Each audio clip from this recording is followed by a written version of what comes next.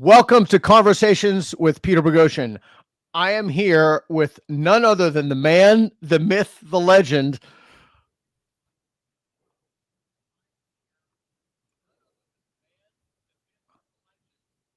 Oh no, I'm hearing a background in my head. Is it over? Oh shit. Oh shoot, I mean. Reed, I hear echo. It says close the other tab, Peter.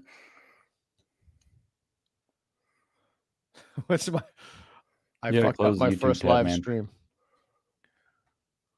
Hold on. Either close or mute the YouTube, Pete.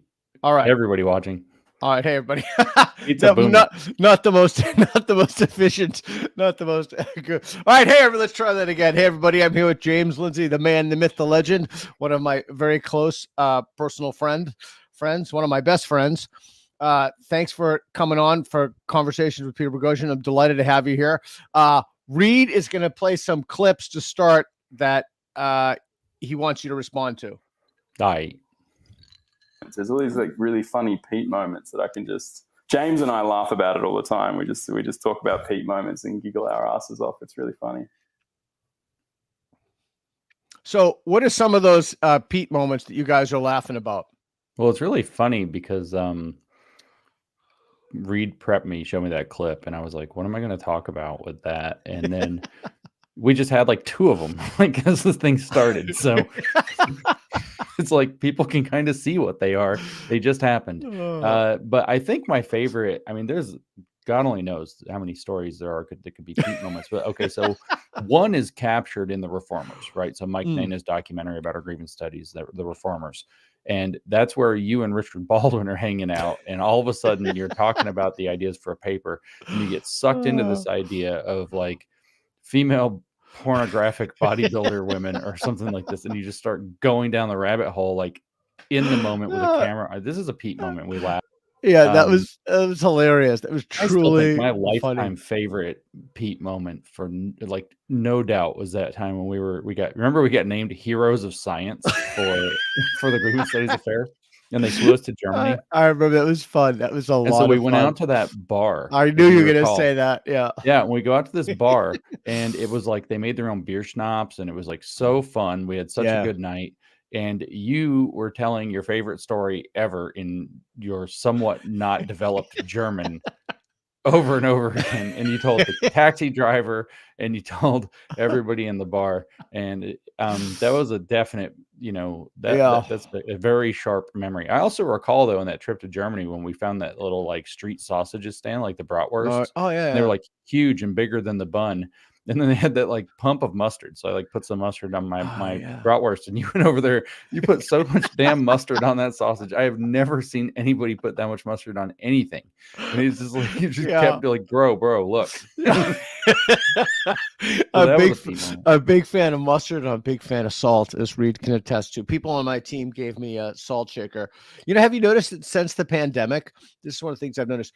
Before the pandemic, restaurants used to have salt shakers on the table. There's like almost no salt shakers on any of the tables in any of the restaurants anymore. So I have to bring my own salt around, which is interesting. Turns out to be based on a lie.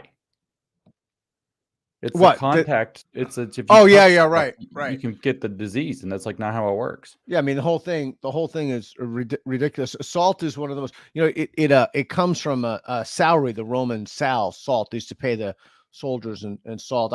Salt is just so underrated. Okay, so before we go on, let me just throw this out. So I was thinking about this. So almost everybody who knows me knows you, and I would imagine vice versa. But so for people watching this, and what would you say that your worldview is? Like, what are the units by which you view the world? Like Candy's is race. Some feminists are, gender. Marx is economics, class struggle, etc. What would you say the units that you or the lens through which you largely view the world? I mean, it's primarily kind of empirical. I guess that's rational as well. So I'm not even taken in by the idea of pure reason, so to speak, either, though, because you can do pure reason on bad assumptions and get off in la la land and do some really crazy stuff. So I want to know what's true to the best of my ability. I realize that's usually impossible, especially to know the total truth. So I've kind of taken to this phrase that kind of does double duty. The religious people like it. It describes what I actually mean. I love the truth. And so I want to find out what's true to the best of my ability. And I want to, to the best of my ability, also check things that I suspect are true. And I think that there's a key kind of orientation to humility there, where, the world will tell you that you're wrong if you're willing to be honest with yourself when you go confront what you think is true. All of us believe stuff that's not true sometimes, and we confront that. And some people, sometimes it's hard to deal with the fact that you've been told by the world that, what you hoped was true is not true. Right. I try to orient myself around the humility to say, well, tough luck, buddy. Yeah, I think that's a great value. I want to show two clips. One of my conversation that I just had when I was in London with Richard Dawkins, and yours with Peterson. And I think it relates to that. It's germane, and I think it's just so important. Reed, could you play those clips for us, please? Historical notion that there is an antagonism between science and religion is actually a misreading of history. I don't think that is how it laid itself out. And I do believe that the scientific enterprise is embedded in the broader Judeo-Christian narrative. So when I look at someone like Dawkins, for example, I think, okay, here's what you believe. So you believe there's logos in the world. You are constituted so that you could understand that order. Yes. And then you believe that if you understood that order, that would be redemptive. It's like every single one of those axioms is religious. If you're right about the substitution hypothesis, then I'm rather inclined to give up. I mean, I don't know how to cope with that. I used to think the one thing that would make me want to die would be if I found myself in a world where I was surrounded by people who no longer believed in evidence and believed in something else other than evidence, somehow felt contempt for evidence. Yeah, thoughts, and then I'll explain the substitution hypothesis for everybody in a second. Yeah. Well, I mean, I find what Richard, obviously I was agreeing with Peterson in that spot. So that this is going to complicate things, but I also find a lot of sympathy for what Richard was saying. If you recall, before we did the grievance studies affair, there was that paper about feminist glaciology. Yes. Right. Never forget it. Never forget it. I mean, thank goodness they published that, because that was a kind of world-changing mistake for them to have done. So if you remember, I actually took the paper, we laughed about it, and we got on the phone and decided it might be time for a hoax. But I actually sat down and read the thing. I read the whole paper, which at that point I had barely read any whole papers in gender studies or any of this crap. And I read it, and I was so aghast that there were people that thought that we needed to override evidence to that degree, and that it was really aghast that I knew people like that existed. Yeah. But I didn't know that a academic journal with a impact factor of 7 would publish a paper about that. To actually cultivate a contempt for evidence. It's fascinating. They were saying that we're ignoring other kinds of evidence, like, indigenous myths about ice, like male ice and female glaciers, and they would have sex with each other and make new glaciers. And like, if you burn the fat too close to the glacier, then the glacier would get mad and would move and flow on you or whatever, or withhold water or whatever that was. And then they said that they took those stories, these indigenous myths, and they told a glaciologist, a scientist studying this this was one of their pieces of evidence that glaciology is corrupt. And they told a glaciologist, and they said, do you think that this matters? And he just closed the door in their faces. That's in the paper too. Like, they didn't want to hear it. I don't need to listen to myths. I'm trying to study glaciers. But then one of the other ones in there was, they said, there's those satellite photos of glaciers. When if you want to see how glaciers are expanding or retreating or whatever, you probably need pictures of them, right? And so they take them from satellites, because that's pretty high up. And what did they call it in the paper? They said that's pornographic. They said it's the God's eye view from nowhere. And I was like, that's weird. And then they went on to say that a corrective to that was that there's a feminist who paints pictures of glaciers, and the paintings should be put alongside the photographs for studying glaciers. And I thought, what the hell is going on here? And I was so aghast, I shut down for a couple of days. And I remember that.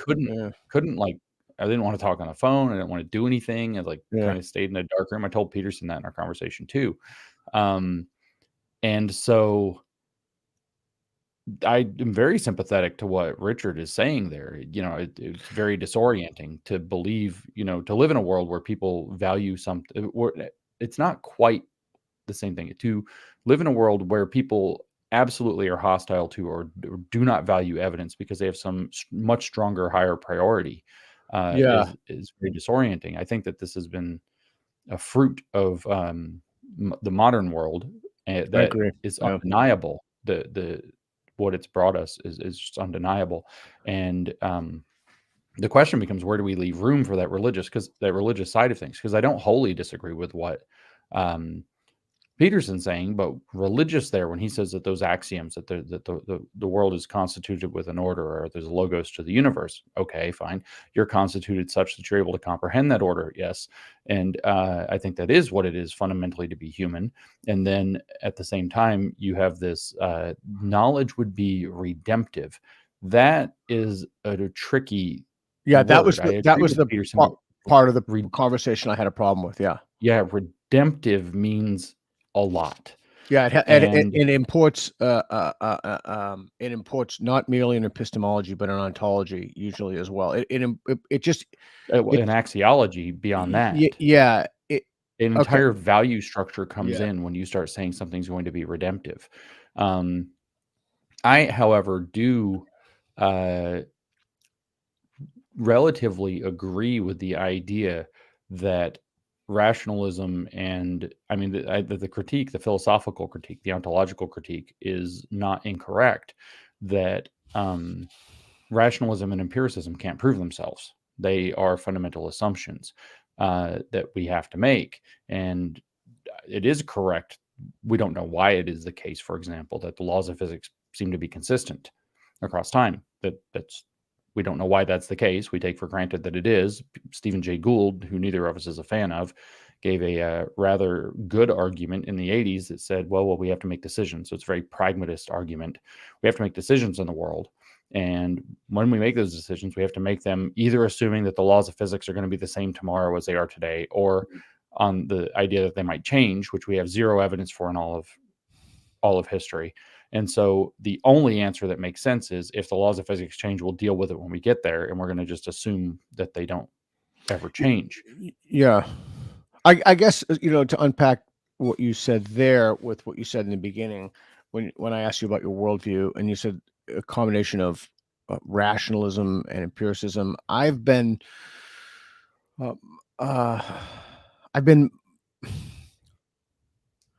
I don't know how to articulate this. It's been inchoate, but something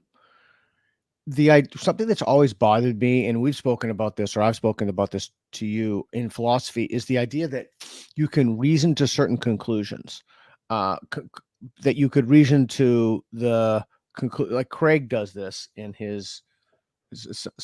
William Lane Craig does this in some of his arguments, but philosophy wholesale, I think, is guilty of that. They don't forward empiricism enough.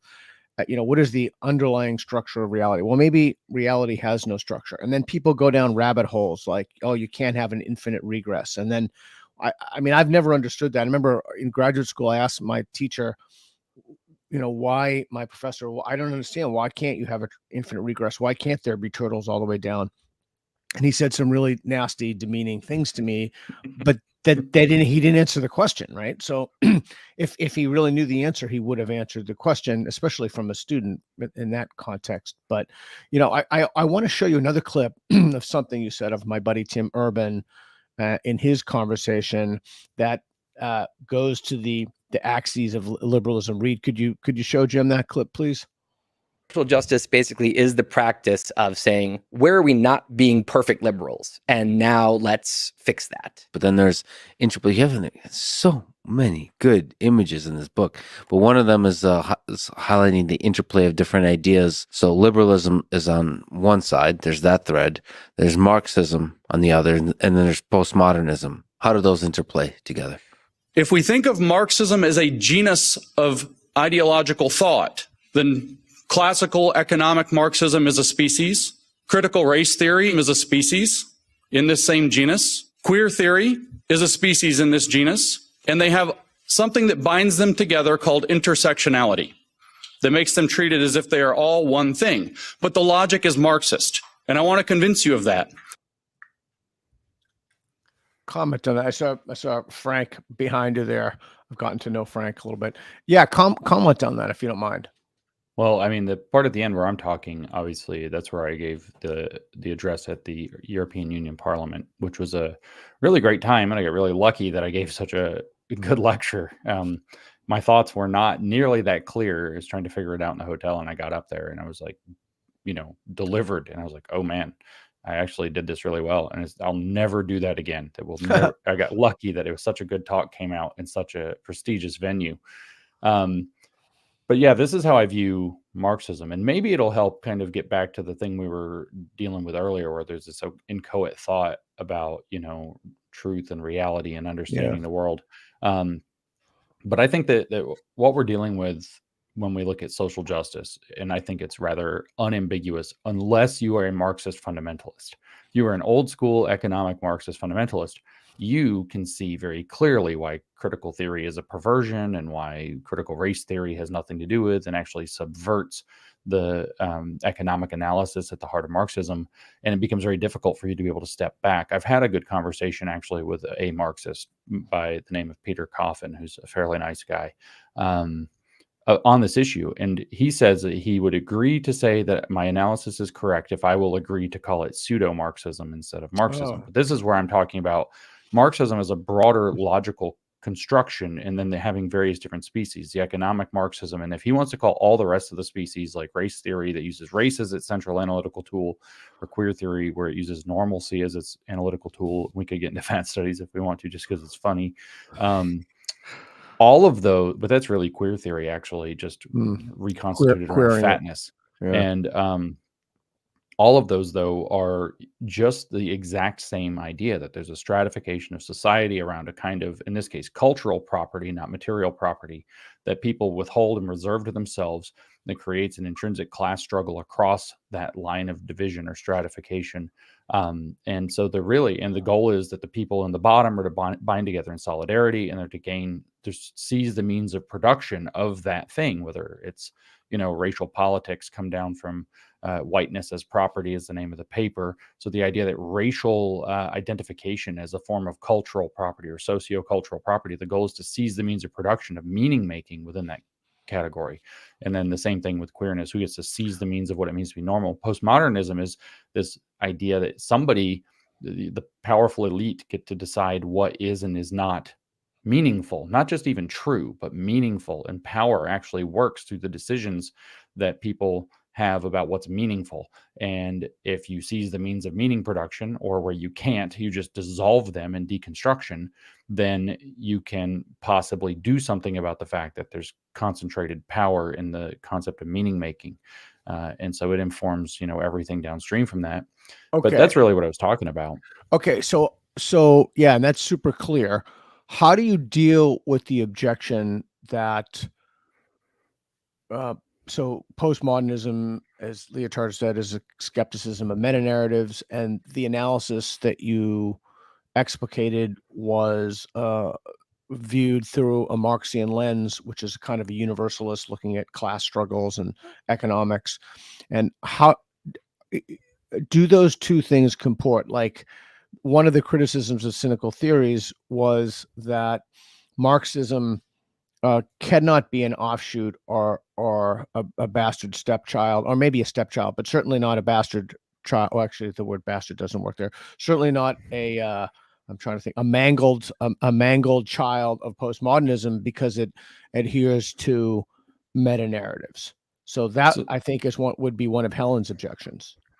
So the view that I have is that there are actually kind of two modes of analysis. So if we really got strict about this whole like genus species thing, it's whatever's above genus would have to be the thing. We'd have to go up. But I don't want to get too taxonomical and in the weeds. Yeah. It's just an idea for people to understand.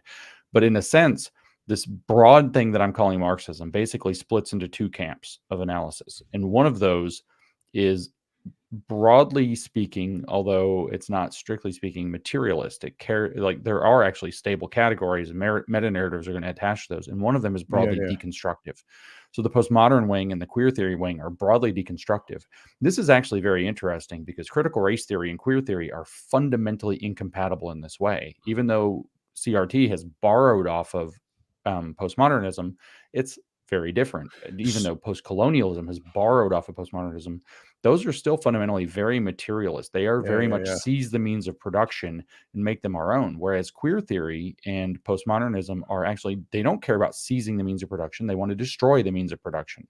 They want nobody to have the means of production. So they don't even want it to have any meaning left in it. So sorry to interrupt. If deconstruction is then a tool, are we not universalizing the tools, or is it just the total skepticism of anything universal? Because I've been thinking about this in terms of something, because we've been doing these street epistemology videos around the world.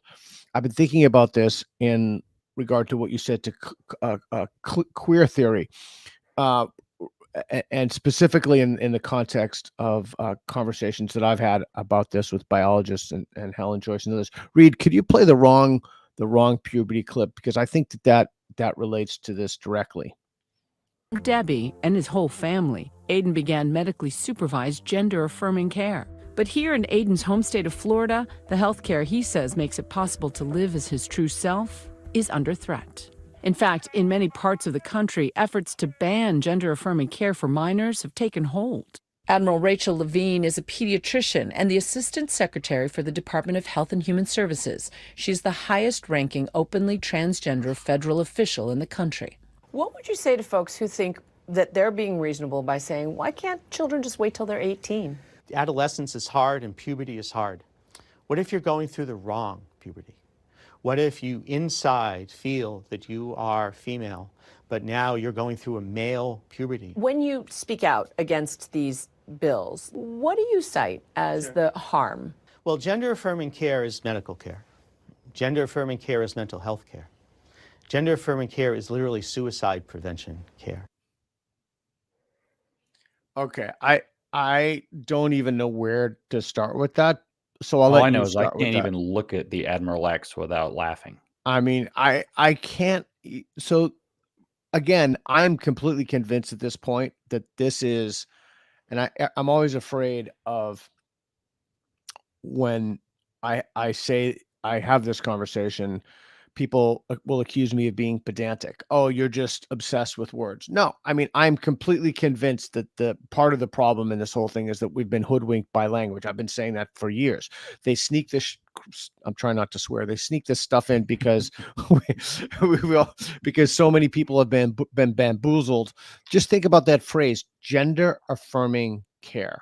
Yeah, it's nonsense. Gender affirming care. Even the whole idea of gender affirmation. That's nonsense too. Yeah. So, So I'm wondering. Well, the people are seizing upon the term wrong puberty as they should. You remember we ran across this in our time in the grievance studies affair. We ran across non-consensual puberty. It's where your body puts you through puberty that you didn't consent to. And so, Peter, this is where I'm saying this brings us back to the thing that we were in code about earlier, which is I think that there is a fun. So let me get real philosophical for a second without getting into this gender affirming tragedy. There is reality, right? Reality exists. If you are a realist, at least you accept, broadly speaking, that reality exists. That's a fundamental starting place. That's an ontological position. That reality exists. Okay. So we accept that reality exists. And then there's this thing called truth. And truth, if you accept what's called the correspondence theory of truth, is that which corresponds to reality, that which is actually real. And so nothing in reality can be false because it's real. Truth, however, is something that we use to describe reality. So you have truth and reality kind of somehow related. We call it the correspondence theory of truth. And then the question is, and somebody asked this, I did a live stream with Mike Nana the other day and Benjamin Boyce, and somebody asked, well, if those form two pieces of a trinity, what's the third piece? And I said that it's epistemology. But I've been thinking about that more. Epistemology is how we come to know what's true. In other words, how do we investigate and deal with the correspondence theory of truth? And if you deal with, let's say, religious people who are especially fundamentalist, they subscribe to this, even though they're religious, because they think that those stories literally happened, that they are literally historical truths. Whether that's correct or not is a separate question. The belief is this is a literal description of reality. God literally created the heavens and the earth, walked on literally water. separated the sky and the water. Oh, yeah. This, the whole thing. So they believe that there's a correspondence between truth and reality, and they call it objective truth. Now, epistemology is a set of ways to dig into this. But on the other hand, there are people who are very dualistic in their thinking, like Admiral Lex. I'm trying not to swear because I usually refer to Levine as Admiral Fuckface. Whoops, F-face. Sorry, I really do not like that person. Mr. Levine, we'll call him. And they operate with a different, they don't use epistemology in that line of thought. They actually occasionally use this fancy word in their literature called gnoseology, which is spelled with a G, like Gnostic. And what that means is that you have some standpoint from which you understand deeper truths that superimpose themselves upon reality. I don't even think that's the same as what religious people do with theology. I think it's fundamentally different. Yeah, I agree. And I'm not 100% sure how to characterize the religious aspect of this, but you can kind of think of that as that there are these three competing regimes, at least three. There might be a fourth one that's technology based and pragmatist based, but there are at least these three competing regimes of how do we figure out and make sense of the relationship between truth and reality. And the answer for people like the Admiral and this woke position or social justice position is that they know some secret about how the universe should be, and they get to impose that upon everybody. The religious people don't think that. They think that God knows how the universe should be and that we have to figure that out as best we can and accord ourselves to it, which is different from they think they know how the universe should be and force people into it. Yeah, I published a piece about that, about in Culture War 2.0, the Great Realignment. I think it's the Great Realignment, Culture War 2.0. The idea that I subscribe to the correspondence theory of truth. I think you subscribe to I think that there are true things that we can know. There are some things we can't know, but we can capture that in language. We can use language. That was something I never really understood until I was deep into graduate school, the linguistic turn, like why people started talking about language, and what was the role that language played in capturing the truth and the importance of that. And it's super interesting listening to my son when he talks about Chinese and Chinese characters and how there are different words for different things and how it captures states. But I am fascinated by the idea. And then I want to go back to something that we said before, the substitution hypothesis, because I've been thinking about that. I am fascinated by standpoint epistemology, by people who think that they have unique access to the truth because of historical oppression variables. And somehow what's amazing to me is that these people have managed to convince other people who don't believe that it's true, or who didn't believe that, and somehow they have unique access to the truth. I remember I can remember once that I could understand, like, if you're Catholic and you believe, Jesus was the quote unquote Virgin Mary was born of a virgin birth. Like, I can get how if you buy into the system, you can believe that. But I was always fascinated by people who didn't buy into the system, who believe that.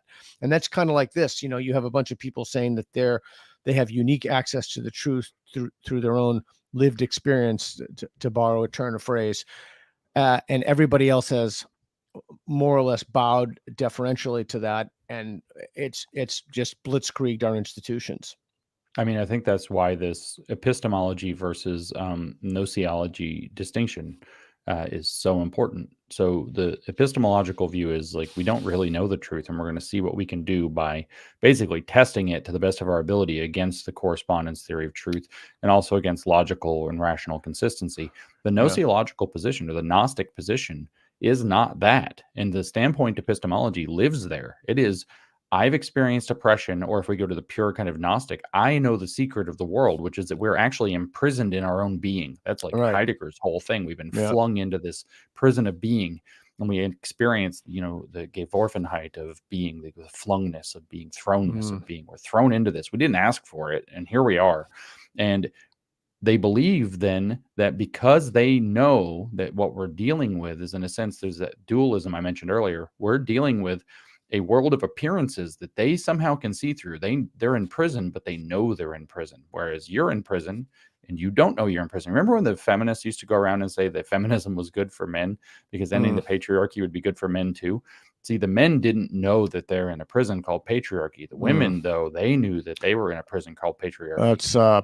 It's very similar to the allegory of the cave. It's very similar to the allegory of the cave. That's right. Plato's I mean, Republic. So I guess that's because this is ultimately Platonic thinking. That it's is all about the realm of the forms. What they think they have a glimpse of is the ideal society, the form of society. Correct. And that they're going to push us toward that form. It's extraordinarily Platonic. It's a almost sui generis, beyond unique conception of dualism as well. But hold that thought for a second. So I've been thinking about and talking to people around the world, public intellectuals, about the substitution hypothesis. I can never remember if you came up with that, or I came up with that, or Peterson came up with it. One of the three of us came up with that. But it's the idea that as a traditional religion falls, as Shermer says, the brain is the engine of belief. Belief is the default. People will just believe something. So as Christianity fell, they latched onto wokeism. When wokeism falls into ill repute, they'll just, their brains will just mimetically, it transmits itself. It will go to the next belief. And I'm wondering if that's true. Do you think that the substitution hypothesis is true, that people just need something to believe in? And so that's one thing. And so if the substitution hypothesis is true, isn't it better if we nudge them toward more benign beliefs, more benign delusions, like some guy walked on water and he wants you to love everybody? Like, wouldn't that be a better belief than, for example, only people with certain immutable characteristics can access the truth, or systems need to be overthrown because they're solely responsible for every disparity, or you can change your own sex, or any of the other derangements? So belief is and is not the right way to conceptualize this, but generally speaking, it's probably largely true. What is kind of ironic is that, given the rest of our conversation, is that what is being substituted here are meta narratives. And I'm going to get very kind of Jordan Peterson with this, very Petersonian, in saying that, the fact is, and this is his big thing that he's all on a kick about lately, because I think it has a lot to do with his new book he's working on that he was telling me about. The fact is that we contextualize and understand our lives through stories. And so the question is, which story are we going to accept as the thing that gives us the context for our lives? And if you say deconstruct the ability to believe in one such story, there's probably some other overarching, construct or story structure that people are going to believe. Woke and Marxism and any of these, all Gnostic beliefs ultimately are parasitic in nature. They kind of wait for these moments of, or try to create these moments of alienation and confusion, and they insert an alternative story that's essentially, come join our cult. It's, well, did you know that there's more to be known and only we know it? So now come sign up for our cult. That's literally like Cult 101. If you said, what's a cult? Yeah. Well, it's some guy going around saying there's more to reality than you know, and they don't want you to know it. And I'll tell you, if you promise that I can have sex with your kids or something like that. It's always something weird like that. And so I think that that's ultimately what we're looking at, is that people need most people need, it is probably the case that some people do not generally need a overarching story structure in which to interpret and contextualize their lives themselves or relationships to others. Okay, so here's what I've been wondering. Why is it that some people need that and some people don't? Is there I don't expect you to have autism, this, probably. I mean, yeah, I was thinking something like that, but I was thinking something like that. But some people seem immune to it. Some people seem that it hasn't hit people. It hasn't hit other people more. Reed, could you do me a favor, because this piggybacks off what Jim was talking about? Could you please play the Christian nationalism story clip for us, please? James Lindsay is ultimately proving himself to be a big problem, because he's basically admitted that he has no vision of post-modernity outside of Marxism and communism. He's realized that the future is either we dogmatically protect this version of liberalism that he thinks is okay, like he thinks that he's found the line in the sand that's okay, arbitrarily, of course, about his preferences. But he sees what's really coming, which is the Christian nationalist future, which is this revival, and he's terrified of it because it's fundamentally anti-liberal. Like, it doesn't have this, like, we must preserve everyone's human right to do whatever they want at all times. It doesn't have that, and and that's a bigger danger to him, apparently, than the left. This notion that an ideology can hold us together a secularized replacement to the classical religions and rituals that awaken 1,000-year civilizations. These Enlightenment-based ideologies that are barely 100 or 200 years old. The notion that that's going to hold us together, irrespective of any other identity markers, it's been reputed by the left, let alone the right. A fascinating clip. I wish there were a bunch of big clown emojis on the screen while that was playing. That is the most ridiculous fucking thing. Sorry, I did it again. Yeah, it's okay. In a while. Yeah. So I get talking to you, Pete, and I know, the dude. F-bombs are every other our word. true selves come out. Our true selves come out. We can finally live as our true selves. Trans swearing. We're having language affirming care here with the F word. No, so I mean, that was so many confused straw men. I don't even know how to start with that. That was preposterous. So they said, you know, first of all, there's an underlying assumption that we need a story to hold us all together. Right. Well, that's collectivist. I don't know that we need a story that holds us all together. And they said, oh, that sparks 1,000-year civilization. You mean like the Incans and climbing up pyramids and cutting out 14,000 kids' hearts and throwing their dead bodies down while you hold? What kind of story are you? Oh, the Romans, they had a big one. So we're going to go back to the pagan beliefs of the Romans? No.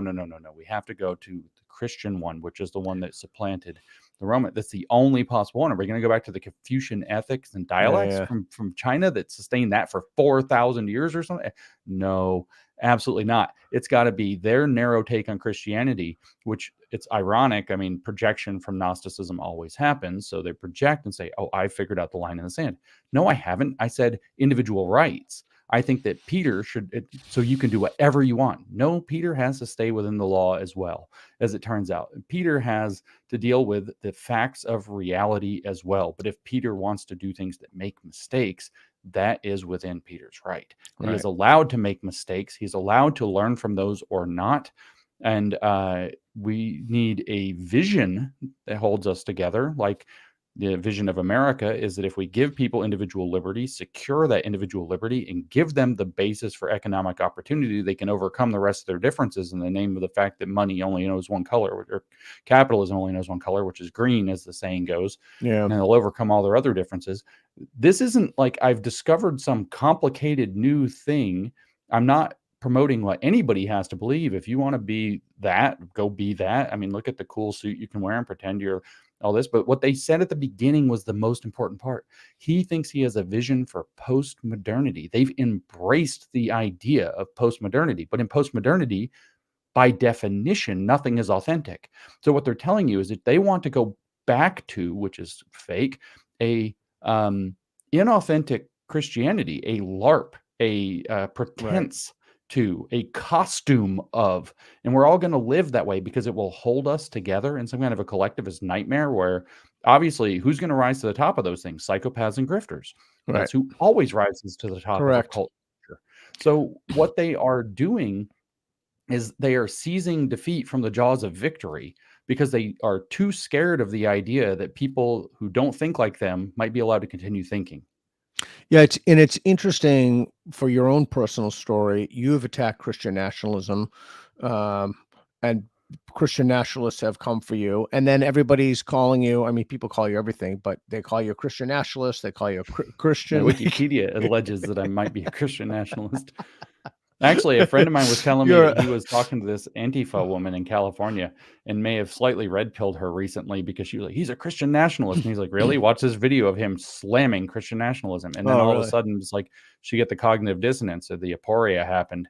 And now she's all of a sudden rethinking some of her the narratives that she's accepted because she was completely wrong about my Christian nationalism. That I should have changed my name to America's Top Christian Nationalist for this podcast. Yeah, that's funny. What I was when I got kicked off Twitter. America's Top Christian Nationalist. Yeah, because I always change my name on there. You know, it's like James Lindsay something. It was James Lindsay, America's Top Christian Nationalist, when I got kicked off Twitter. Oh, interesting. Yeah, so you know, everywhere I go around the world, people always ask me about you. They always say, "What's up with James?" And I said, "Well, what do you mean, what's up with James?" And one of the things that I want to talk about, I don't really, you know, the contexts are broad and wide, but Reed, do you have that clip of somebody calling Jim a conspiracy theorist? I think one of them is from the Free Press. 1950, he fired every teacher in China and sent them to re-education so there would be socialist education only. And by 1952, every teacher had been re-educated. They weren't allowed back in the classrooms until after they had been re-educated. For 2 years, there was virtually no education in China. They shut down the schools for 2 years and came back with a whole new program. Does that sound familiar? Thank you. So, I didn't realize. That's what I was looking for from the Free Press. giving a Lindsay's conspiracy historical theory earned him a rugged standing ovation. What do you think? Comment on that, because I find that fascinating. I mean, the conspiracy theory I was promoting at the time in that clip, at least, is that Mao rearranged education when he took over power in China. Was that a conspiracy theory? No, it's just history. That's actually what he did. I don't know what I mean, you can go look that up yourself, go verify. What did Mao do when he got power with the schools? Or you can talk to some of these people that lived under Mao that are trying to go around the country and talk. That's exactly what he did, is he retooled the education to be on the socialist program. And okay, so that's a conspiracy theory. I alluded to the COVID thing, but that is when they implemented the social emotional learning in kind of full blast, was during the 1.5-year shutdown under COVID. So fine, I'm a conspiracy theorist. So I was with a guy the other day. I don't know if you probably know him. Do you know Luke Rakowski from Tim? Oh Cast? yeah. We did a thing together. He's a good dude. Yeah, he's awesome. So I was hanging out with him the other day, and he was wearing a T-shirt that I loved, and I thought I need to get a copy of it. It said, I identify as a conspiracy theorist. My pronouns are I told you so. And so, yeah, call me a conspiracy theorist. I talked to another guy at one point. He's big in Texas politics. And he was like, what we call conspiracy theory, or what they call conspiracy theories, we call future facts. Facts that will be true. We have more information. I had a conversation with Josh Zepps about that, and he told me you're a conspiracy theorist. And so just I just want to say, I don't know if you're aware of this, but this is how the mechanism of that works. Somebody writes an obscure blog post that says James Lindsay is a conspiracy theorist. That goes on the Wikipedia. Somebody else, like one of these left-wing ultra woke, Slate, Salon, what have you, will write it. Media matters. Yeah, they'll pick up the blog post, they'll write it there. Then the Wikipedia will change, so it will take off the. Your mug is funny. They'll take off the blog, and they'll take off the blog and they'll put on the Slate Salon, and then it just keeps going up, right? And so then the narrative is cemented, which then goes to your Wikipedia. And if anybody doesn't know you and they want to learn about you, they go to your Wikipedia, and the first thing they see is James Lindsay, conspiracy theorist. So if there's any conspiracy, that's actually the conspiracy. There's an actual conspiracy. But what you said before, I want to go down to. Reed, could you please play the one supportive adult as it relates to SEL? Just real quick. I was at a conference recently, actually, on this, and this guy was like, I know who you are, but I'm going to look into you and find out who you really are. And he looked me up on Google, and my Wikipedia popped up, and he read it, and he said, there are 4 things trashing you in your little tiny blurb. And he's like, that's the most I've ever seen for anybody. So you must be a complete rock star. And then he bought me a drink. Oh, that's cool. Wow, that's cool. I almost never get that. I have one guy. You need 4. You only have like 2. Yeah, I have one guy who's hijacked the Wikipedia page, and he's gone crazy vandalizing. I think it's the same guy that does it to mine. Yeah, I think it is too. Okay, Reed, play the one supportive adult. I find this incredibly interesting. Kentucky State Bill 150 was signed into law. The bill mandates that students can only use restrooms designated for their sex assigned at birth.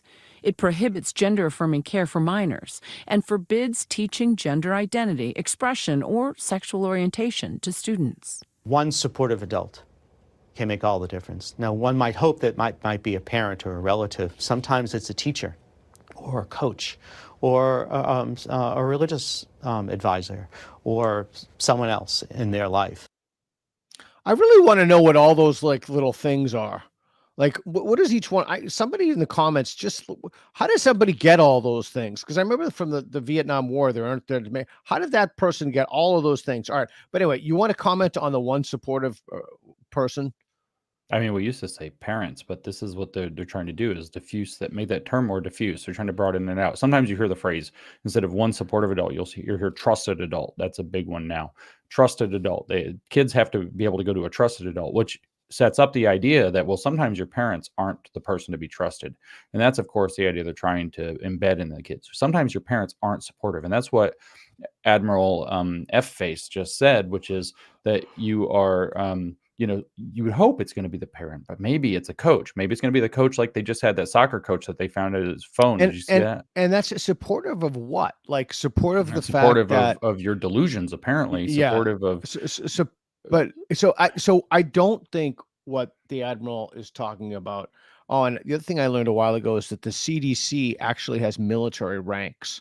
So they correspond to the Navy, because I have a friend who's going to be an admiral there, and she was telling me that. But anyway, the other thing she told me that was pretty cool is if you're in full dress uniform and it's an official thing, everybody has to stand up when you go in and out of the room. And I'm like, oh my God, that would be hilarious. I just keep walking in and out of the room, make everybody stand up. That would be great. But what I think people have a failure to understand is the relationship between, and then I want you to, if you can, to relate that to SEL, the relationship between gender ideology, which is totally different. And I see people, who's that guy, Perlman or whatever, constantly going after Ron DeSantis. Or I think that there's and I'm reading Rufo's book on this right now. I'm interviewing him soon. It's an excellent book. #1 in all Amazon charts. So I saw that. Yeah, super cool. Good for him. Good on you, mate, as the Aussies say. The relationship between, we're not talking about people being supportive of a gay kid. That's not what we're talking about. We're talking about an entirely. So I was wondering if you could, one, relate it to SEL, and if you can remember this, social emotional learning, and two, if you could speak to what I think is a tremendous confusion, and that's the confusion of between gender ideology and being supportive of someone who's gay. Yeah, well, the SEL part, social emotional learning, this is the very pretentious and catastrophic idea that the schools somehow have a responsibility, because on the bad justification is some kids fall through the cracks, some kids have a bad home life. So now the schools have the responsibility to direct the social and emotional upbringing of children, which people, once you just boil it down to that, it should be horrifying that the state and even private institutions are taking it upon themselves to direct the social and emotional upbringing of your kids is fairly horrifying. But the idea is that they have a lens. It's really funny. It's not neutral. They'll tell you themselves, no such thing as neutral education. So they have a lens. That lens is going to be either inclusion, equity, or sustainability, depending on, which aspect of it they're doing. Those are all really the same thing. And so what they're going to do is they're going to assess, and they have these categories, these 5 categories. This is from CASEL, the Collaborative for Academic Social Emotional Learning, which sounds like it might not be a big deal.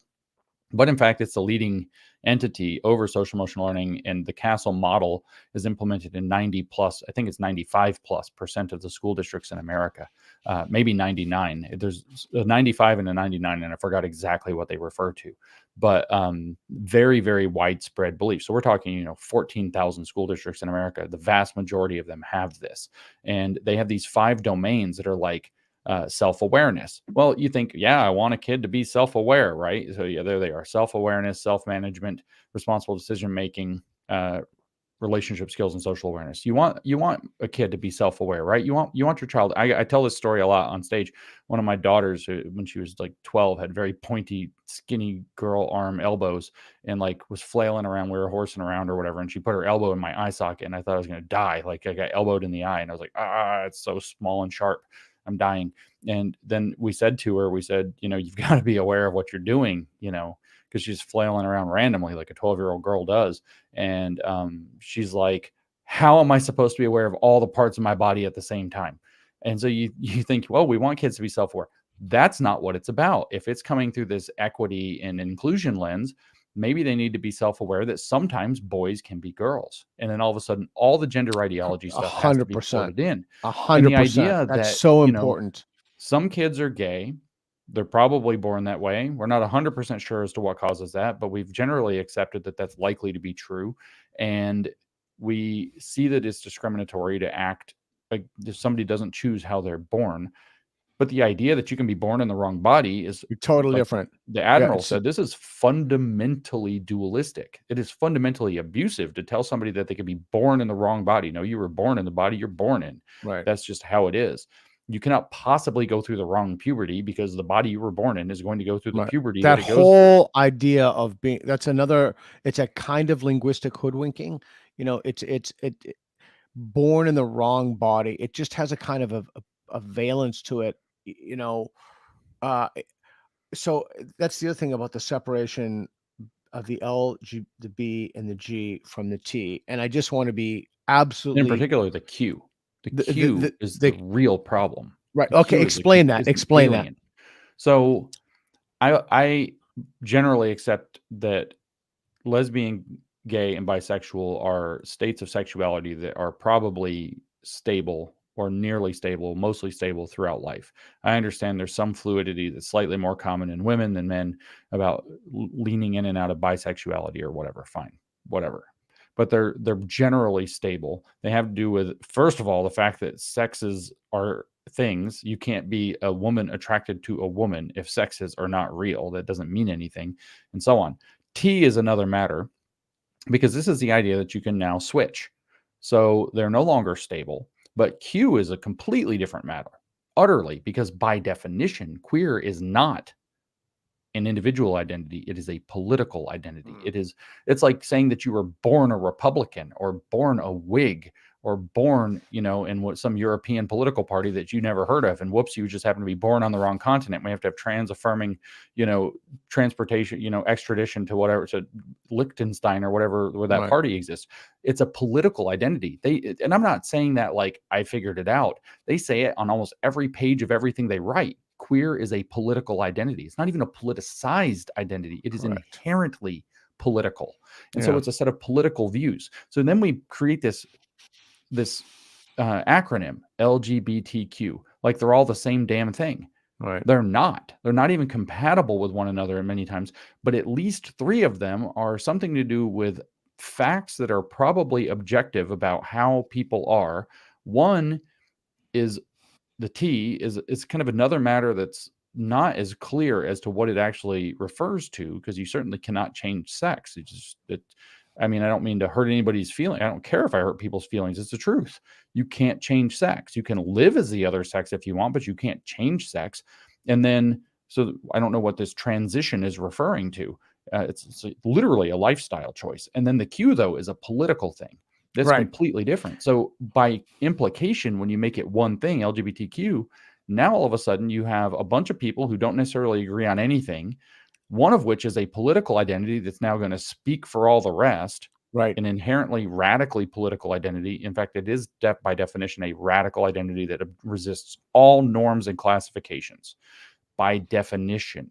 And how, like, that's intrinsically at odds with being a lesbian. It's literally not possible to be both. Yeah, Andrew Sullivan's talked about that. Our good mutual friend Andrew Doyle has also talked about that, and good on him. I just love him.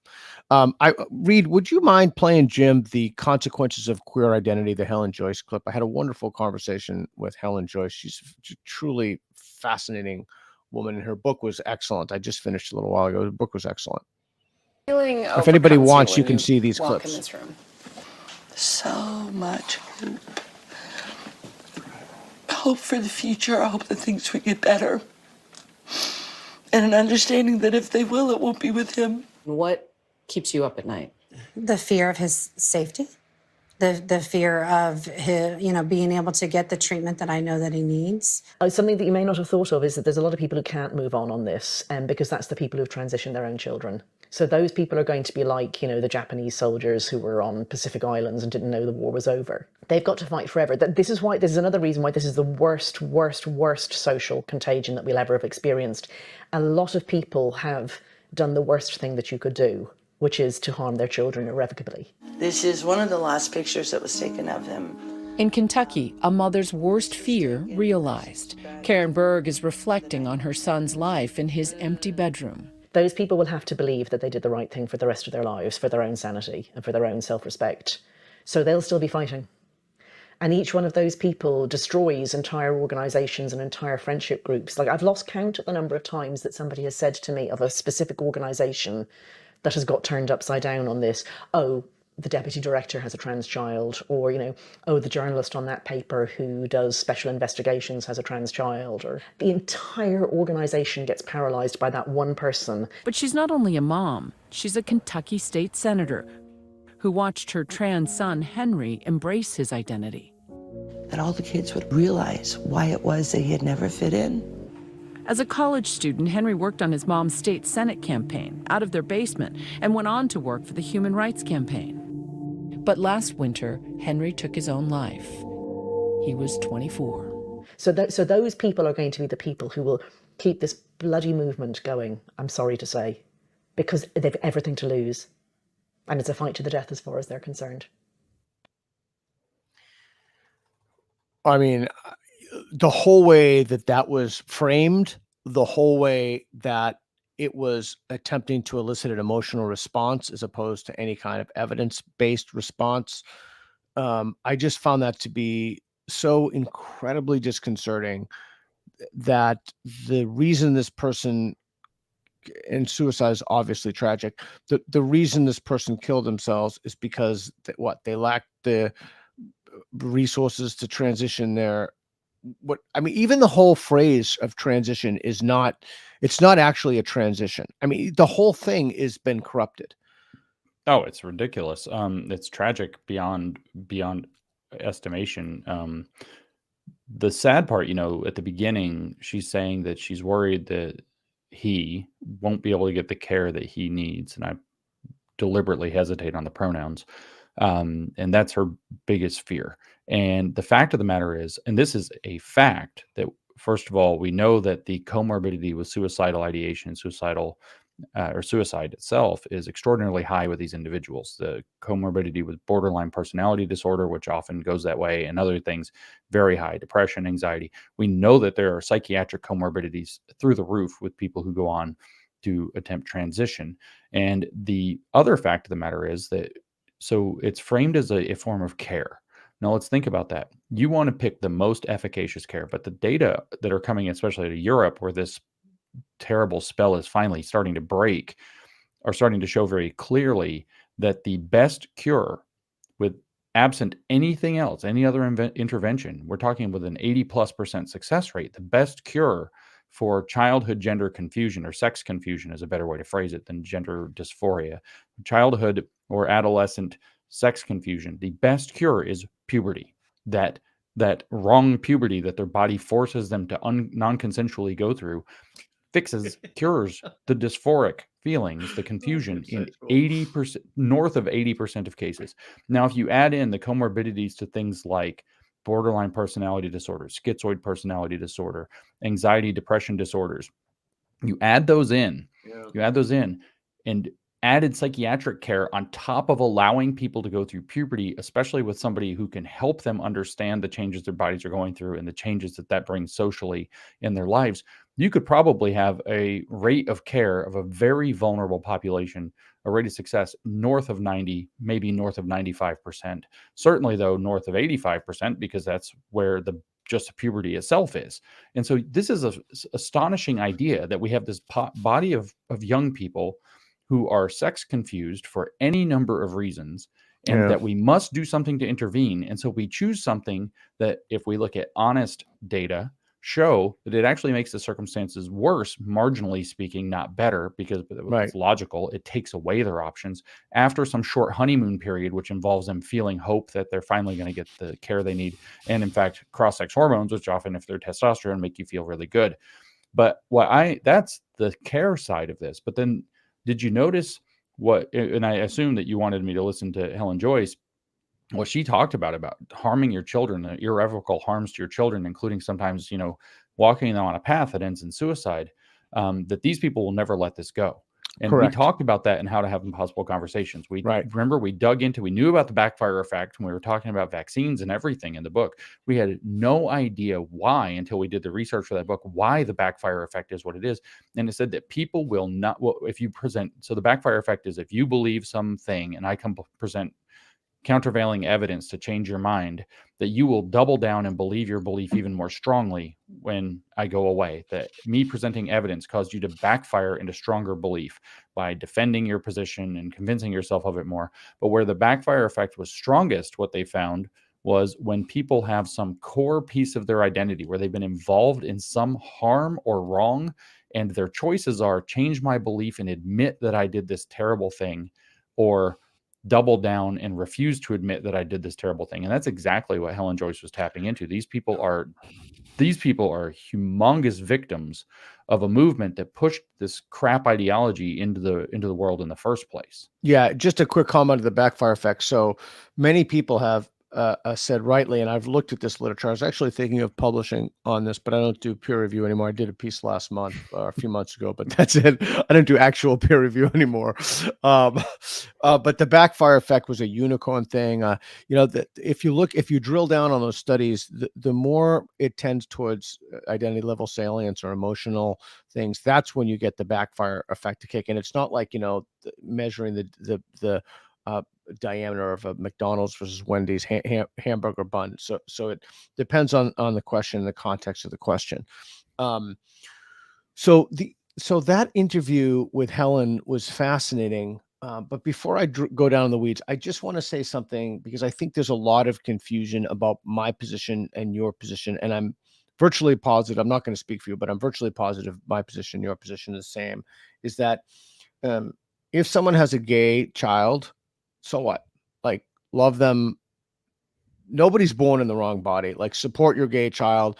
It doesn't mean, as Andrew Doyle has pointed out, what we're doing is we're basically sterilizing gay kids. We're telling them they're born in the wrong body. We're making them lifelong medical patients. We're mutilating their genitals. If you have there's nothing to be ashamed of. You can love your kid who's gay. If let's say that they're wrong for however, whatever they grew up to be heterosexual, whatever. Well, there's no harm there, right?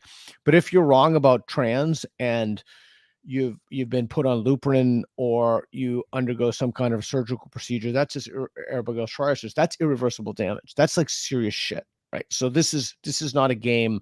This is not a joke.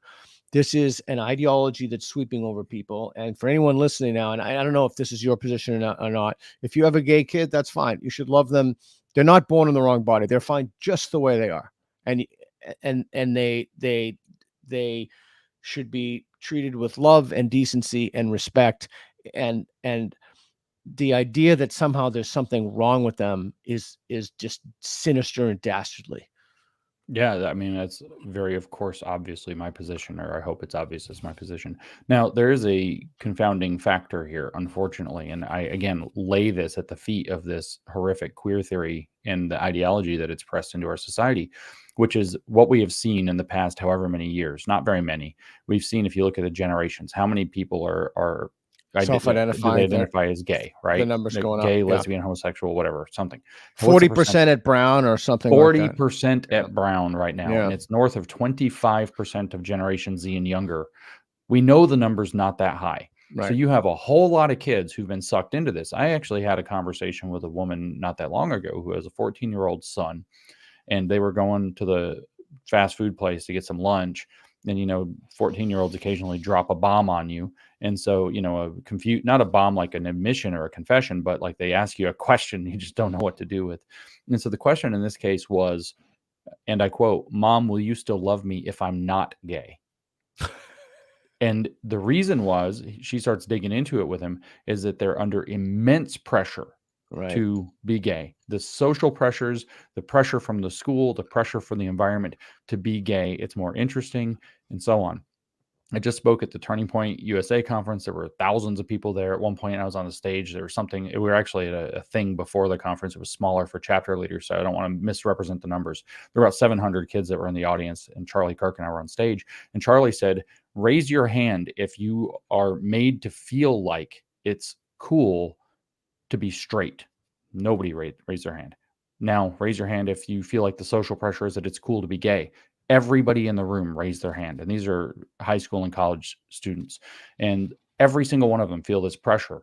And so something it's not just even a social contagion anymore. There's a Yeah, I agree. massive pressure pump to push kids in this direction. And Right. so you've got to do some digging, but this should be done in a supportive environment. And it's even more of an emergency not to go into life altering, irreversible damage type changes when somebody comes to you and says something like this. That's right. So I want to use that to segue into ESG. But before I do that, one of my daughter's friends just told me that people pretend to be trans so they can fit in, so they can be popular. And this is in high school. And they say that they're gay or act like they're gay or pretend that they're gay or try to be gay. They try to be, because that'll make you more popular or make you fit in better. And that's the kid talking to his mom. It was kind of like that. They said there's so much pressure, and that the school, the people were actually telling him, supportive parents will support you if you're gay and they'll love you. But if you don't have supportive parents, they won't. And so he was afraid that maybe he was like, Mom, you're supportive. So, obviously you'll probably accept me if I'm gay, but I'm kind of like checking. It's so messed up. I guess, okay. So I acknowledge everything. Obviously those numbers aren't 25 and 40%. And even with that said, if somebody experiments with a dude or whatever, I don't see that as that being that big of a deal. In fact, I don't see that as being any deal. But I do think experimenting, but you're not there. I mean, maybe you got some things you got to think through later, but other than that, it's like a little bit of soap and you're pretty much back to where you were yesterday. It's not the same thing as taking a doses of Lupron that fry your genitals. 100%. And I think that people have not been clear enough about that distinction, and I think I'm glad we talked about that. All right, and I shouldn't say that Lupron fries your genitals. People get all upset. It actually fries the hormone centers in your brain. It fries your hippocampus or something. I forgot which one it is. Hypothalamus. Yeah, the hypothalamus and pituitary are affected by Lupron. There are some. I mean, I'm no expert in this, and I'm not a biologist. So you don't know what a woman is? No, I can't. I'm totally mystified by that. What was it Helen Joyce said? You know what Peterson said to that, right? What did he say? Peterson says, "Oh, you don't know what a woman is? Marry one and find out." Marry one. That's right. Everybody is a turf in the sheets. I've heard that too. All right. So tell us the ESG thing. Well, this, believe it or not, fits into ESG, which sounds like that's why I said it, because it's a segue. Yeah, so environmental social governance is a scoring mechanism for corporations and it could be for individuals and probably will be one day, but at the moment it's like a scorecard for corporations to see if they are environmentally responsible, socially responsible, and if they have good governance practices in their corporation that are supposed to indicate that they have high viability as a long-term investment, because it was used originally to do long-term investment indexing in stocks. So, you run Coca-Cola and like a bunch of people have their pensions, and do we take people's pension money and invest in Coca-Cola stock? Well, the question isn't how is Coca-Cola going to do in the next 6 months? The question is, how is Coca-Cola going to do over 30 years? Because that's how long the investment is. And so they came up with this idea that, companies that have bad environmental policy won't go the long haul. Companies that are socially irresponsible won't make it the long haul. And corporations with bad corporate governance are obviously not going to make it in the long haul. So we're going to create an index to find out how good they are in those three things. And that's how we'll determine where we put our money for long-term investments. Now, that's a very, that's your steel man of ESG is what that is, because it was actually created at the United Nations by a guy named James Gifford using this kind of rationale. But he explicitly was saying from the start in 2003, if you want the year, explicitly said from the start that his goal was to take the $6 to $10 trillion in pension funds and long-term investments and figure out how to do impact investing, or in other words, activist investing with his activist ideas in mind. How do you mobilize that money to do good in the world, according to apparently his definition of good? So what happened is, whether this is I think it's an open question, but it looks like it's unlikely for reasons you and I would agree on. When you add extra variables, you water down your ability to succeed, because you're trying to optimize across more variables, so everything comes down. You can't optimize across more variables and maximize one at the same time. And so maybe in neutral definitions, that would be okay. But this is not neutral definitions, just like with SEL. They're not using neutral definitions of self-awareness and social skills. They are definitely using activist definitions. And same thing here. Environmental scoring has everything to do with whatever they feel like the climate change agenda is today. Yeah, so that's why, to throw the conversation in the realm of the philosophical just for a minute, I have said from day one, it's so obvious to me that your epistemology has to precede everything, your ethics, your metaphysics, everything. And we live in a society in which people want to forward their ontologies or their moral sense of the world over how they know everything. And so the whole concept of ESG seems to me like somebody who's they possess a certainty beyond the warrant of the evidence for their moral beliefs, and then they use this mechanism to achieve their moral goals, but yet they're in the public domain, in the public space, but yet the problem is that their epistemology hasn't been thought through, right? I mean, well, this is why I'm actually slightly more, I agree with what you just said, but I'm more cynical about their motivations. I actually am not totally convinced that they even buy their own moral convictions. I think that, so what you have, let's say that it was started with a completely good set of intentions. So you have this environmental score and you have this social score, which is just social justice as we see now. The environmental is just if you participate in environmental justice and climate justice and whatever new climate change thing. It was like masks for COVID were a environmental thing so they gave your E score better if you made people wear masks. There's all this different stuff. But then G, governance, corporate governance. Okay. So there's a difference between measuring a thing and then using that measurement to like control a thing. And I actually think that they realized very quickly, if it started good, great, that they could use this to control companies, to control corporations. So imagine that you have a score, you have Peter Boghossian is in charge of, the biggest reservoir of $6 trillion of money. So you have this immense amount of power to do good in the world if you want, or do what you want in the world is more accurate. And all of a sudden you have this tool for the governance score that's like, well, if you want to have a good governance score, you've got to have the right people on your corporate boards. You've got to have the right policies. You've got to have the HR policy. You have to hire all these different kinds of officers, like diversity officers, sustainability officers, ESG officers. If you don't have them and you aren't filling out the paperwork and the reporting, then you're not going to get a good score. It would be so easy for you to say, well, people that share my values or my agenda, even if it's not values, those are the people that you have to have on your corporate board, or else I'm not going to give you a good score. It's so inherently corrupt, like from the get-go. And then you add in these two ideologies. The environmental one, we can say whatever we want about it, but much of it doesn't make any sense, and clearly a pretext to control people. Like we have this problem with dirty energy, so we're going to get rid of nuclear, which is the cleanest energy source possible for no apparently good reason. That doesn't make any sense. And then with social, it's like, of all the social responsibility things in the universe you could do, woke is like the last thing anybody should be doing. But it's not only that, it's like so extreme into that it's bizarre. Here's an example. Everybody sees this Dylan Mulvaney, the Bud Light, that catastrophe.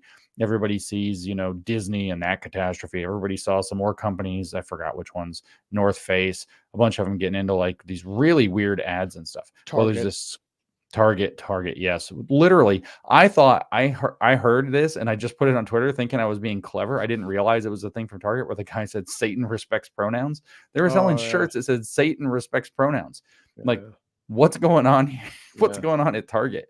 And so these are catastrophes, but there's this score. We saw the flags from the Human Rights Campaign getting involved in whatever earlier, the blue one with the equal sign, the yellow equal sign on it. Well, the Human Rights Campaign makes a score called the Corporate Equality Index. In fact, they make a bunch of these indices. They have a Corporate Equality Index. They have a Municipal Equality Index. They have a Healthcare Equality Index. They have a State Equality Index. And what they're doing is they're scoring corporations and other things off of that. And that number turns out to be a proxy for your S and G components of your ESG score. So now what we're doing is we have, for whatever set of reasons, we have the people that are controlling gigantic capital reservoirs and flows, and thus directing corporate behavior, outsourcing their decision-making to an activist group called the Human Rights Campaign, that if you actually read anything on their page for more than 1 minute, you will realize has completely lost the plot. of reality. I mean, they've got a plot, but they're completely on a different program. And that is the danger of ESG. And that explains why you see so much of this stuff, whether it's in the schools, whether it's in whatever, they have these scores they have to get, or they don't get to participate in all of this stuff. And this, how do you take such a obviously toxic agenda? Well, yeah, we get inside the schools, we corrupt the mechanisms of knowledge production and so on. But wouldn't it be really valuable if you could get every major brand marketing department pumping propaganda 24/7 for the agenda as well? Well, how are you going to do that? Well, you hire some wokies out of college. That'll do it. But how else do you do it? You tell them if they don't, you're going to take away their ability to access short-term capital, and that you're going to delist them off of the major money-making index funds so that their capital market falls all apart for them, and they're in dire straits. And meanwhile, you own, by proxy, so you manage, but technically on paper, you have 30% of, say, the voting share in the stocks of that company under your management. So you get to go to the board meeting and say, or the shareholder meeting and say, well, as a 30% owner of the company, I say, this, and you have this huge outsized vote in telling people what to do. It's inherently a tool that has, whether it started for good reasons or not, and I'm kind of suspicious of that, given it started at the United Nations, it is inherently a tool that has gone wholly corrupt and is just an instrument of control. And you see this where they change what qualifies as ESG good and ESG bad basically overnight sometimes. Right. So that's weapons manufacturing, ESG bad. Whoops, we need them for Ukraine, ESG good. Right. So a few things, because I know that some people are going to be curious as to want to learn more. Where can they learn more about that on your site, New Discourses? I mean, I've got a number of podcasts that I've put. So if they go onto the site, New Discourses, they can, at newdiscourses.com, you can go and there's a search tab, just type in ESG or sustainable, to anything to do with sustainability, and you should be able to find a lot about it. All right, cool. So I want to do something. We've been here for a bit. I want to take some super chats, and then I want to punctuate some of the other things that you've been saying to drive them home. And if we have time, I want to talk about something we've talked about, and I go around talking about, is Paulo Freire's Pedagogy Depressed. I just reread that a little while ago, and the ideological capture of colleges of education, which is something that you and I have talked about, which is, again, we're the Nostradamus of this stuff. People just don't pick it up, and it's unfortunate, but it's killing us. Reed, could you post some of the super chat questions for Jim? James, do you think the age of technology opened the door for the mystical age? Kind of Heideggerian, but yeah, what do you think? Yeah, well, I mean, I think technology broadens the realm of possibility in the world in many respects. So if you're not spending a bunch of your time every day doing very, menial tasks that result in you being able to eat, so you end up with freed up time, you live in a different kind of environment. If you have, digital devices like a cell phone that allow you to communicate, your life is fundamentally different than if you don't. And so it doesn't, the mystical age has never really gone away, and it's never really been divorced from technology and or technocracy. The mystical age is this kind of thing that seems to be kind of held at bay and then gets kind of a chance to kind of come back in its current, manifestation every now and then, maybe during periods of societal transition and vulnerability. Yeah. Certainly you can read even in the Bible, that there were in the Old Testament that there was like all this mysticism. We know that there was a lot of mysticism in early Christianity, the Gnostic heresies, the Manichaean cult. We know that before, separate from that, and before that, the Pythagoreans were just straight up mystics, and they had a whole worldview organized, somewhat pagan, based on numbers and all of this magic. Plato actually adopted a fair amount of that. He constructs a republic around this idea of, technocratic rule. He separates epistemology for episteme, his way of thinking, or scientia, into episteme, which rides over the top of dianoia and techne, is a different way of thinking. So this mysticism has always kind of had a way to latch on. I think that that religion has actually been pretty successful throughout the ages of rebuffing and then getting captured by, and then rebuffing and then getting captured by mysticism. Everything, in my opinion, changed, and this is a lot bigger answer than you probably expected. I think it all changed in the 16 and 1700s, going into the 1800s, in kind of as the European Renaissance kind of came about, and modernity started to come about. the Renaissance is wholly a mystical thing, Yeah. right? And one of its kind of fruits comes out to be Jean-Jacques Rousseau, and Rousseau is quite obviously Gnostic. I mean, one of his most famous phrases of all time is "Man is born free, but everywhere he is in chains." And he comes up with this idea of the social contract, where we figure out the right chains to put everybody in so that maximizes freedom and utility. Kant, being a German idealist and kind of the granddaddy German idealist, picks all this up. He virtually worshipped Rousseau. He was enthralled with Rousseau. This is historically factual. And tries to create the first truly idealistic, so again, Neoplatonic philosophy, systematic philosophy of all of the universe and life, incorporating a lot of that kind of the French to German romanticism that came in with it. Hegel picks up, there's some pieces missing to the story, but Hegel picks this up and systematizes it and actualizes it. But Hegel's not just inspired by Kant and Rousseau, which he is, but his particularly inspired by Jakob Boehme. I can never say his last name quite right. You'd probably, as an English speaker, say Bohme, Bohme, and the O has an umlaut on it. Jakob, so Jakob is the first name. And this guy was outright a mystic. And so Hegel creates an entire idealistic philosophy that Marx picks up, that has influenced right-wing and left-wing thought all throughout the modern era, that is unabashedly, and I mean explicitly and openly, mystical. He says, in fact, in one of his works, I forgot which one of his many books that he wrote, he says that philosophers are inherently mystics, that they are inherently mystics, and that's what true philosophy is, and that it's indistinguishable, like religion's just an aspect of the higher thing, philosophy. And so the whole modern era kind of comes through this whole this age of mysticism comes through all of the modern era as this like weird thing that's hanging on. The most powerful manifestations of it would be both communism and fascism. We did a pretty good job of mostly rebuffing it or keeping it at the level of somewhat useful through secret society organizations like the Masons and so on, until this very recent bid against the West. Maybe this has something to do with, religion losing sway over the substitution hypothesis over the last, 50 to 100 years. Maybe it has something to do with something else. But New Age philosophy has been knocking on the door. That's usually what we think of as a mystical age for a century, and is finally just now manifesting, and it's got a ton of money behind it. And anyway, all right, let's do this. Reed, what's the next question? That was a great answer. My dog is literally going berserk. I will be back in 30 seconds. Reed, Jim, I'll let you take that one. All right. So it says, what might make a woke, critical, gay millennial in the Pacific Northwest call himself a Stalinist? What do you think he thinks that means? Well, what would make him think that is that he's an idiot, and he's historically illiterate, and he thinks that he's bought into Stalin's propaganda. Now, Stalin actually talked a decent game. If you were into communism at all or socialist thought at all, Stalin talked a better game than people think he did. He's talking about how first there's going to be this economic revolution, and later there's going to be a cultural revolution. We're going to make true equality for all people in all situations. But somehow you glossed over the fact that he's this brutal dictator, that he wasn't real happy about gay people.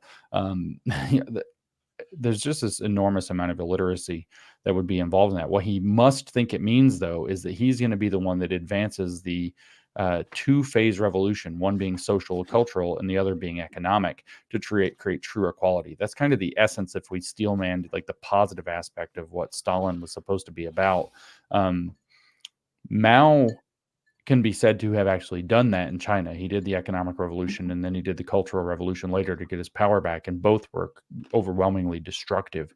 I recently gave a talk at Northwestern. Peter, you'll get a kick out of this. And the woke showed up, and they were protesting me and yelling at me, and the student government paid them for their materials and time to come yell at me. And they came in, and I would mention things like that Mao, one of his like categories of people that he was going after and rounding up and making people hate were the landlords, and they would cheer. Like the woke people in the room would cheer for Mao. And so I'm literally in this thing, and I'm like, cheer for your dictator, go ahead. And they did. They thought, no, Mao's great, And during the 60s revolutions, they cheered Marx, Mal, Marcuse, Marx, Mal, Marcuse. That was the chant that they did. Those were the three big heroes that they had. And so what would make him that way? Being historically illiterate and disgruntled with life and thinking that, some super powerful dictator that claims to be on the side of people like him can come in and straighten out the world and make his life better for him, like a big cosmic mommy who happens to actually just kill people like him, and then his problems are technically solved, but sort of in not the way you want. It's always, I'm sorry, go ahead. No, they're just, what would make a teenager or a young person in the Pacific Northwest believe Stalin's good?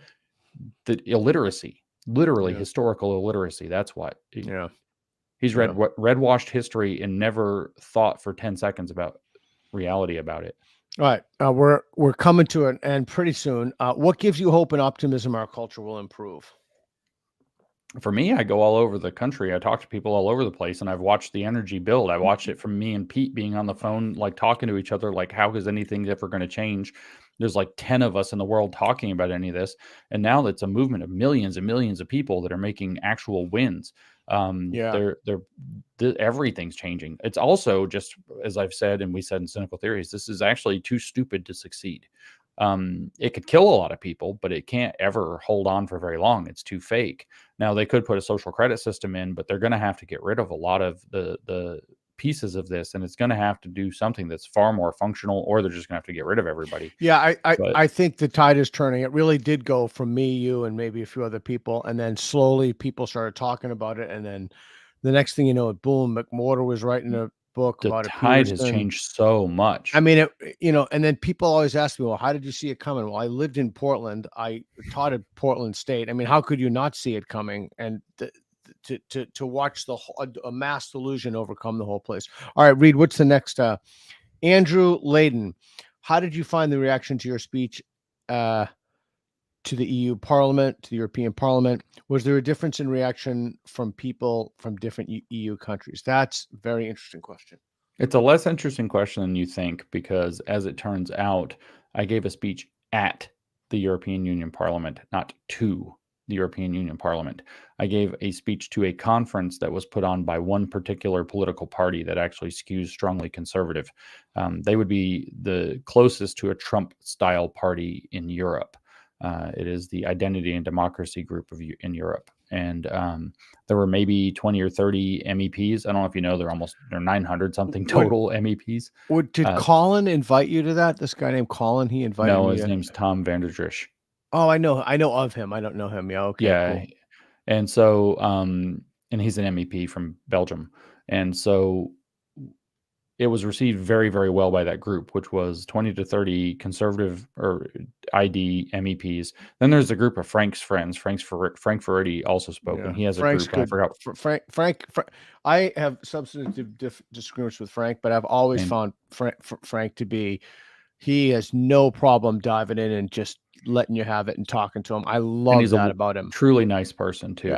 So a bunch of his people were there, whatever his group is called. And then there were, most of the people in the room, it was from, I don't know how many different countries, a lot of the different countries, but it was young people, like students and interns. So they were been mostly in like their 20s that were there from all the different countries that were there for the week, for like a, I don't know, like, I guess model EU or something conference kind of thing of their own. And they came to the conference that the ID group put on, but they were all ID group students. So some of them actually reached out to me on social media, sent me DMs afterwards and said it was great. Cool. And it was really positively received. It's been received. It went crazy viral. Yeah. It was a great talk, man. Great talk. And all I hear is, I have not heard anything negative about it. Only positive. Yeah, your Oxford talk was excellent, and I'd urge people to watch that. All right, let's see if we can crank through some of these in the remaining time. Thank you, Gordon Fiala, for $20. Oh, thanks. We appreciate that, Gordon. Very cool of you. All the money goes to, I have a nonprofit. All the money goes to like put on this stuff, to pay everybody thumbnails stuff. So we really appreciate it. Louis Gato for $5. James and Peter, great discussion. Cool. Thanks, man. What is the practical shelf life in the U.S. for woke ideology? People ask me this all the time. Or do you think there's no disinfectant for it? I'll let you take that since you're on my show. Well, the thing is, there's two fundamental models we have to accept as to what's going on. So is woke an end in itself, or is woke a means to an end that somebody else is using? And if woke is an end in itself, I think its shelf life is rapidly coming to a close. People are fed up.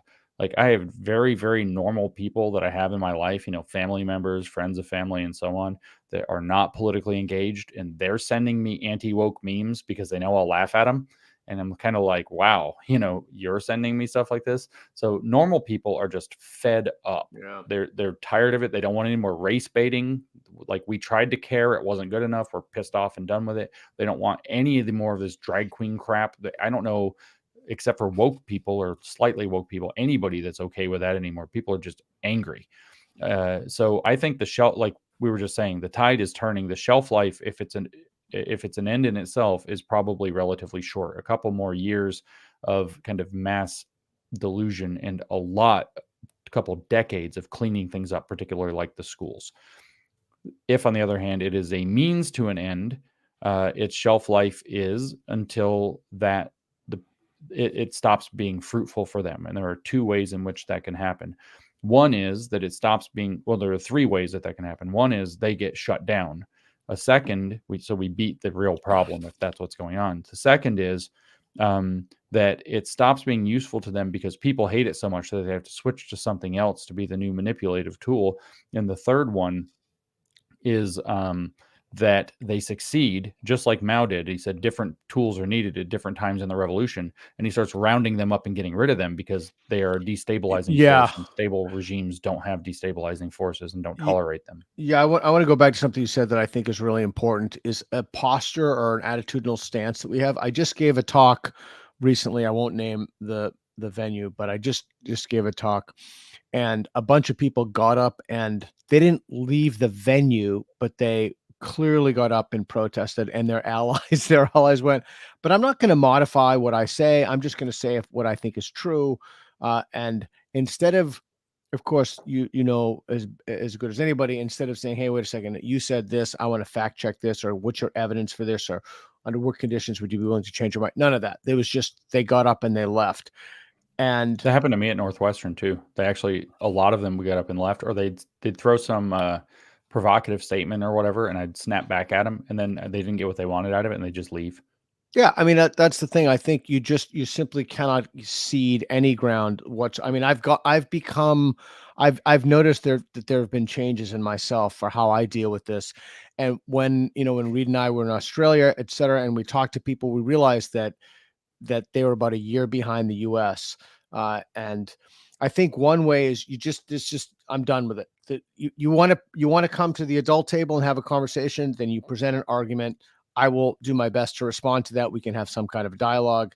If you want to huff and puff and, I'm just done. I'm not going to deal with children anymore. Go to the kiddie table. Yeah, one of the kids at Northwestern told me, I guess I shouldn't call him a kid, but he said, you need to say what you're saying in a nicer way because I'm trans. And I said something very colorful, which I ended with, I'm not going to change what I say. Correct. I don't care how you feel about it. All right, correct. Hey, let's crank out some of the Beast for $4.99. Love you both. Thank you, James. Can you discuss the influence of Sabaton Frankism on the woke movement? Is Klaus a Frankist? That is a difficult question to answer. I don't know the answer to that question, unfortunately. All right. Let's do this. Jesus O. I love that name. Jesus Zero. Looks like an O. MX for $50. Hey man, thank you. That goes for the nonprofit. We appreciate that. James, you talk about Gnosticism being behind of wokeness and gender ideology, but have you considered it is more likely to be at the same thing? Yeah. I'm trying to, I do know what Sabbateism is, and I've forgotten. I don't know what Frankism is, but I think this is one of those things that blames the Jews for stuff. I don't know what it is, so I couldn't comment. Somebody will fill it in a minute and be all mad that I don't remember what it is. I read about it at one point and didn't find it particularly compelling. Pretty esoteric if neither one of us know what it is. There are all kinds. The one thing that can be generally said is that all of this stuff, if it is mystical, is also syncretic. And they're syncretistic. And so in other words, it's picked up whatever it thinks is useful. For example, the mysticism of Hegel, he's not he's not in any way abashed to point out that he's drawn off of sources that include not just Jakob Berma, but also, Kabbalah and Rosicrucian mysticism. I mean, he's picked up pretty much from anywhere. Sabbatai Zevi, is that who? Yeah. Is that Sabbatism? I'm vaguely placing that. If I remember correctly, that's one of these people that had this. I vaguely remember. I'm confusing him with Luria right now. So I guess we're running out of time. We're running out of time, and I want to just do a few things. BRHMHKR. I wouldn't even, no vowels. I don't even know how to pronounce that, for $25. Hey, thanks, man. We appreciate it. Again, that goes to the nonprofit. Mike Nana just chimed in. You can go to Mike Nana's Substack and see the reformers. Jim and I are subjects in Mike's documentary, Mike's film. Mike's an award-winning documentary filmmaker. David Gentile, $5. Cool. I suspect there are many anti-woke people that happen to be pro-choice atheists. I expect there are many. In those cases, it's unhelpful to frame this on a red-blue axis. Oh, that's 100%. Yeah. So the whole red, I personally don't think, I don't know what you think about this, Jim, but I don't think that the Republican, conservative, Democrat, liberal, I don't think that's a helpful axis anymore. I've said this repeatedly. I think we need to start thinking beyond those traditional ways or methods of categorization. One thing is authoritarianism versus anti-authoritarian. We put Tim Urban's book was truly one of the best books I've ever read in my whole life. It's a kind of book that I wish I could have written if I was smarter. It's What's Our Problem? It's truly extraordinary. And it's an entirely new way to think about the book, but he discusses it in there. Travis Sharon for $10. I asked at the beginning, James, at the beginning, James, do you think Calvinism exhibits characteristics of Gnosticism? I think it does. That is, i.e., one can't understand the gospel until they've regenerated. I would have taken the question differently, but go ahead. I mean, that's a obvious characteristic.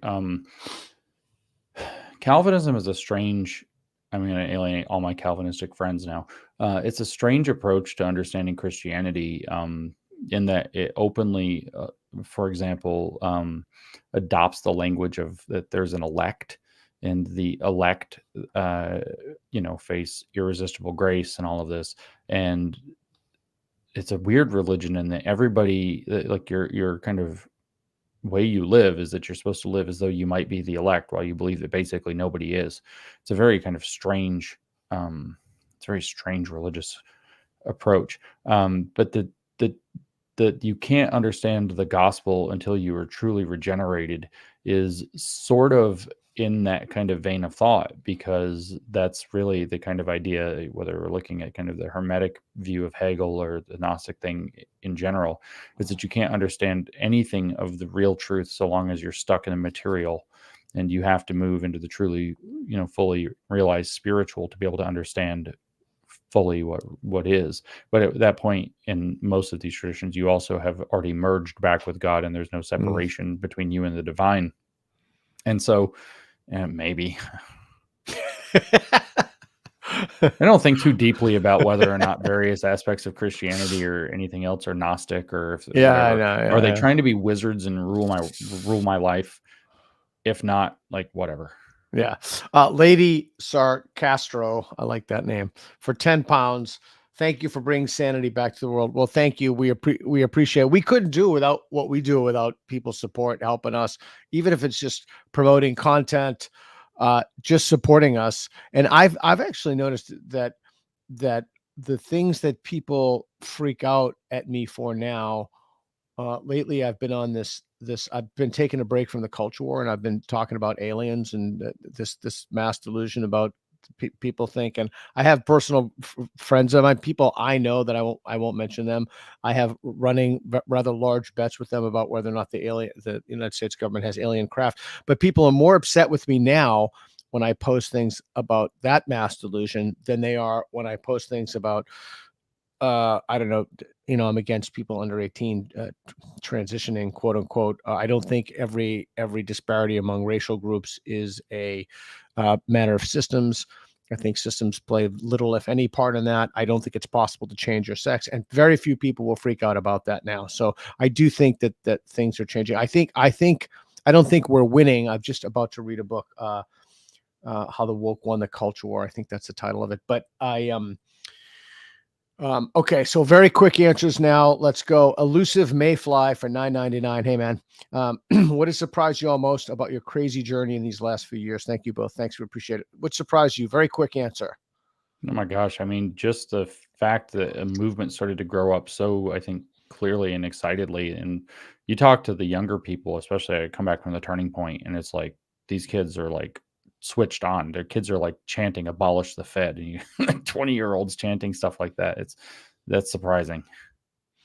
Yeah, I think what surprised me is I don't know, God, there's so much, the connections I've made with people, the great realignment, and the people who like truth and are against authoritarianism, how there have been strange alliances.